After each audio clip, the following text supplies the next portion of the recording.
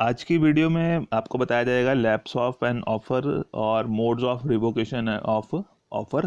प्रस्ताव के अंत की रीतियों के बारे में कि जो आपका ऑफर है उसको जो है वो किस तरह से ख़त्म किया जा सकता है, उसको वापस लेने की क्या क्या मेथड्स हैं उसके बारे में जो है आज की वीडियो में बताया जाएगा कि वो कैसे आप वापस ले सकते हैं। तो पहला जो मेथड है, सबसे पहला मेथड है that is by notice of revocation, सूचना के द्वारा कि आप जो है उसको सूचना दे दें, उसको नोटिस भेज दें। उसको मतलब कि जो एक्सेप्टर है जिसको आपने ऑफ़र दिया था, ऑफरी को अगर आप जो है वो नोटिस भेज देते हैं कि ये जो है ऑफ़र आपसे वापस लिया जा रहा है, तो भी जो है उस ऑफ़र को ख़त्म किया जा सकता है कि आपने जो है जस्ट उसको इन्फॉर्म कर दिया है, चाहे वो आपका रिटर्न बेसिस पर है या फिर आपका वर्बल है। तो आपने जो है या फिर आपके बिहेवियर से या सरकमस्टांसिस से भी जो है उसको कम्युनिकेट कर दिया आपने कि वो ऑफ़र आपसे वापस लिया जा रहा है, उसके बारे में आपने इन्फॉर्मेशन भेज दी है ऑफरी को। बट वो भेजनी है before its acceptance is completed as against the offerer, की ऑफरर के पॉइंट ऑफ व्यू से जो है उसकी एक्सेप्टेंस कंप्लीट होने से पहले पहले ही जो है उससे पहले ही आप जो है ऑफर को नोटिस के थ्रू जो है वो रिवोकेट कर सकते हैं। उसके बाद जो है वो नोटिस की रिवोकेशन पॉसिबल नहीं होती। तो अगर जो है मान लो आपने जो है वो ऑफ़र दिया था, ए ने बी को ऑफ़र दिया था और बी ने जो है उस ऑफ़र को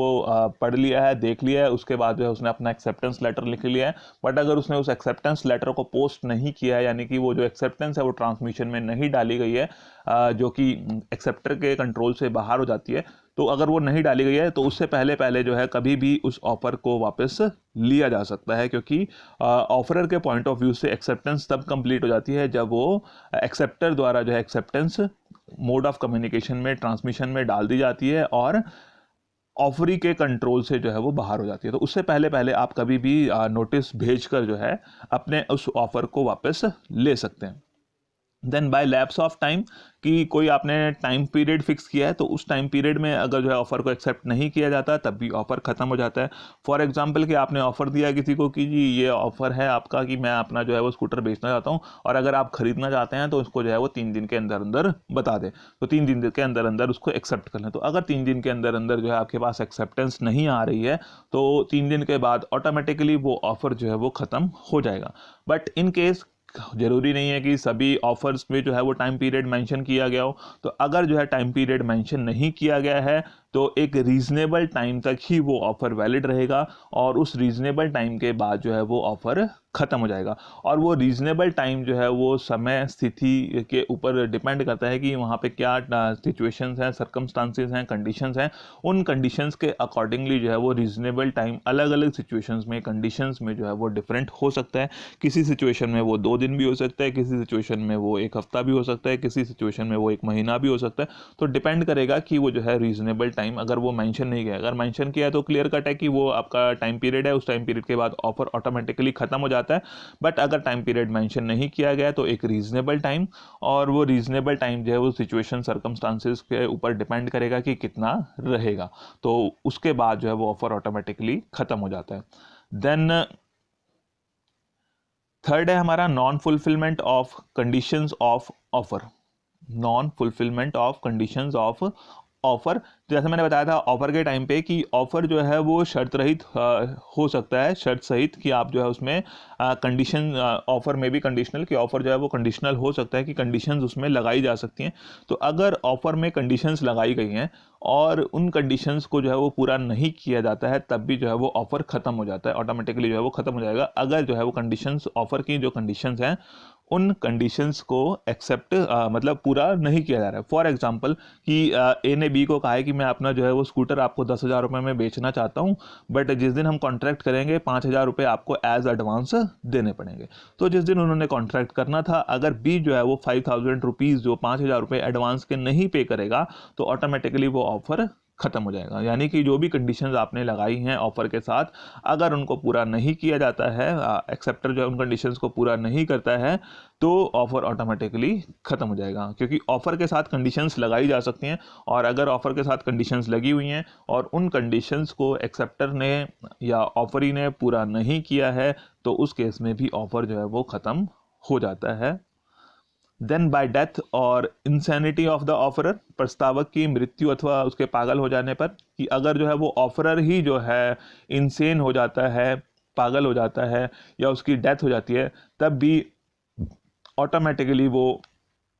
ऑफर जो है वो ख़त्म हो जाता है ऑन द डेथ और इंसैनिटी ऑफ द ऑफरर, क्योंकि जो ऑफर देने वाला है उसी की डेथ होगी, तो ऑटोमेटिकली अगर उसको उससे पहले एक्सेप्ट नहीं किया गया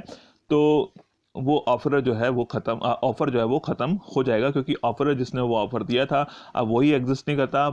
पागल होने का मतलब कि उसको अपने अच्छे बुरे की पहचान नहीं है, तो उसके द्वारा जो ऑफर दिया गया है उसकी भी वैलिडिटी नहीं रहती है, तो उसकी डेथ के केस में या फिर जो है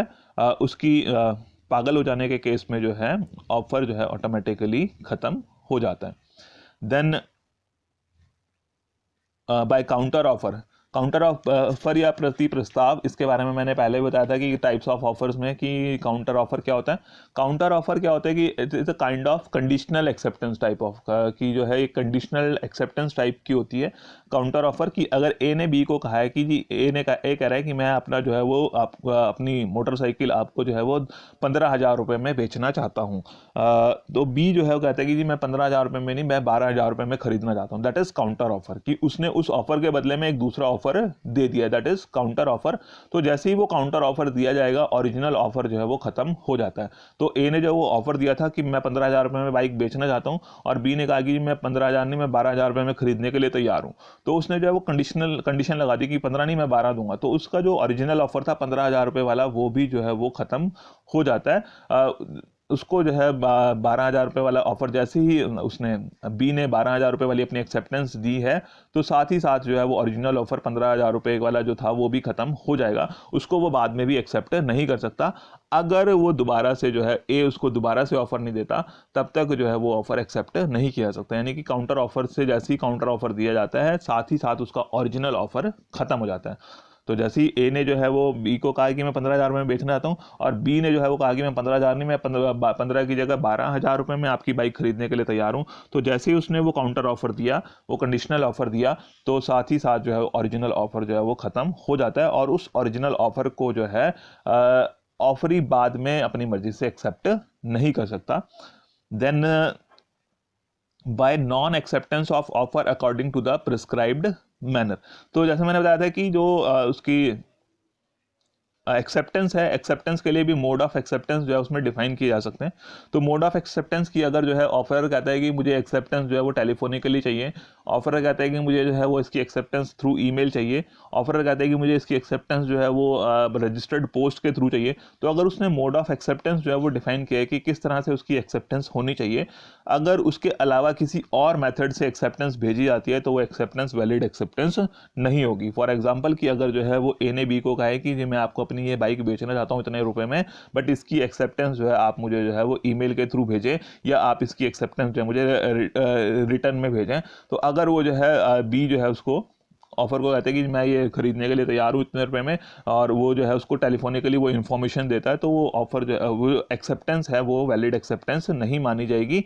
और वो जो ऑफर है ख़त्म हो जाएगा। वो डिपेंड करेगा कि जो ऑफरर है वो चाहे तो उसके अलावा जो दूसरे मोड्स हैं उनको चाहे तो एक्सेप्ट कर सकता है, बट उसके ऊपर कंपल्शन नहीं है कि वो दूसरे मोड्स को एक्सेप्ट करे। कि जो आपके डिफाइंड मोड हैं जो आपने ऑफ़र दिया था, ऑफ़र के टाइम पे जो है वो ऑफरर ने जो भी मोड ऑफ एक्सेप्टेंस बताए हैं, तो वो मोड ऑफ एक्सेप्टेंस या प्रिस्क्राइब्ड मैनर की किस मैनर में वो एक्सेप्ट की जानी चाहिए, अगर वो मोड्स डिफाइन किए हैं तो उसके अलावा किसी और मोड से अगर एक्सेप्टेंस दी जाती है तो ऑफ़र जो है वो ख़त्म हो जाता है। और वो ऑफरर के ऊपर डिपेंड करेगा कि वो चाहे तो उस ऑफ़र को उसकी एक्सेप्टेंस को मान ले, और चाहे तो उसकी एक्सेप्टेंस को इनवैलिड कर दे। तो वो ज़रूरी है कि ऑफ़र की एक्सेप्टेंस जो है वो प्रिस्क्राइब्ड मैनर में होनी चाहिए, बट अगर नहीं होती है तो वो ऑफ़र जो है वो लैप्स हो जाएगा, ख़त्म हो जाएगा। Then by change of law making offer illegal, कि राजनियम में या जो लॉ है उसमें कोई ऐसा चेंज हो जाता है जिसकी वजह से ऑफ़र जो है वो इलीगल हो जाता है। जैसे मैंने इसके लिए पहले भी आपको एक एग्जांपल बताया था कि अगर जो है वो फॉर एग्जांपल कि ए ने बी के साथ जो है वो ए ने बी को ऑफ़र दिया है कि मैं जो है इतने बैग्स ऑफ वीट जो है वो 50 बैग्स ऑफ वीट जो है आपको जो है इस रेट पर बेचने के लिए तैयार हूँ, और जैसे ही वो उसकी एक्सेप्टेंस होनी थी या फिर वो ऑफ़र जो है एक्सेप्ट हुआ ना था, उससे पहले ही गवर्नमेंट ने जो है वो उस ऑफ़र के एग्जीक्यूट होने से पहले ही गवर्नमेंट ने चेंज कर दिया कि जो है मान लो जैसे ए था हिमाचल का और बी जो है वो हरियाणा का था, तो गवर्नमेंट ने, हिमाचल की गवर्नमेंट ने कह दिया कि जो है आप इंटर स्टेट जो है वो वीट का सेल परचेज नहीं कर सकते। तो वीट का सेल परचेज नहीं कर सकते तो गवर्नमेंट ने रिस्ट्रिक्शन लगा दी। अगर वो करेंगे, उस कॉन्ट्रैक्ट को पूरा करेंगे, तो वो जो है वो जो गवर्नमेंट की रिस्ट्रिक्शन है, गवर्नमेंट का लॉ है, वो जो है उसको पूरा नहीं कर पा रहे हैं, तो यानी कि वो गलत हो जाएगा, इलीगल हो जाएगा। तो क्योंकि जब हम अगर गवर्नमेंट की बात है, जो लॉ बना दिया है, जो रूल बना दिया है, उस रूल को, उस लॉ को पूरा नहीं कर रहेंगे तो वो एक्ट जो है हमारा इलीगल हो जाएगा। तो उस रिस्ट्रिक्शन लगाने के बाद अगर हम बेचेंगे वो वीट तो वो इलीगल हो जाएगी। तो अगर ऐसा कोई चेंज हो जाता है ऑफर के बाद भी, तो जिसकी वजह से वो ऑफर इलीगल हो जाएगा, तो भी जो है वो ऑफ़र ख़त्म हो जाता है कि मतलब हमने कोई ऑफ़र दिया था तब वो वैलिड था, बट उसके बाद जो है वो गवर्नमेंट ने कुछ ऐसे चेंज कर दिए जिसकी वजह से जो है वो ऑफ़र इलीगल हो गया कि उसको पूरा करेंगे तो इलीगल एक्टिविटी में आएगा। रिस्ट्रिक्शंस लगा दी, कोई लॉ में चेंज कर दिया है, तब भी जो है वो ऑफ़र ऑटोमेटिकली ख़त्म हो जाता है। Then by destruction of subject matter, विषय वस्तु के नष्ट हो जाने पर, सब्जेक्ट मैटर की जिसके लिए कॉन्ट्रैक्ट किया जा रहा है, जिसके लिए ऑफर दिया जा रहा है, अगर वही सब्जेक्ट मैटर जो है वो पहले ही खत्म हो जाता है, तब भी जो है वो ऑफर खत्म हो जाता है। फॉर एग्जांपल कि जैसे हमने कह रहे थे कि बाइक का एक एग्जांपल ले रहे थे, ए ने जो है वो बी को ऑफर दिया कि मैं अपनी बाइक जो है आपको 15,000 रुपये में बेचना चाहता हूँ, बट जब वो एक्सेप्टेंस होनी थी उससे पहले ही जो है वो आपका सब्जेक्ट मैटर यानी कि बाइक जो है वो किसी एक्सीडेंट में या आग से या किसी भी तरीके से जो है वो नष्ट हो जाती है, खत्म हो जाती है, तब भी जो है वो ऑफर ऑटोमेटिकली खत्म हो जाता है। या फिर मान लो जो है ए ने बी को कहा कि मैं जो अपना ये घोड़ा है जो है आपको 10,000 रुपये में बेचना चाहता हूँ, बट उसकी एक्सेप्टेंस से पहले ही जो है वो उस घोड़े की जो है वो डेथ हो जाती है, तो वो सब्जेक्ट मैटर ही खत्म हो जाता है, तब भी जो है वो ऑफर ऑटोमेटिकली खत्म हो जाता है। तो ये कुछ पॉइंट्स हैं, कुछ मेथड्स हैं जिससे जो है वो ऑफर लैप्स हो जाता है, ख़त्म हो जाता है, और उसकी फिर एक्सेप्टेंस जो है वो नहीं हो सकती, या वो जो एक्सेप्टेंस है वो वैलिड नहीं होगी। तो आज की वीडियो में इतना ही है। Okay, thank you.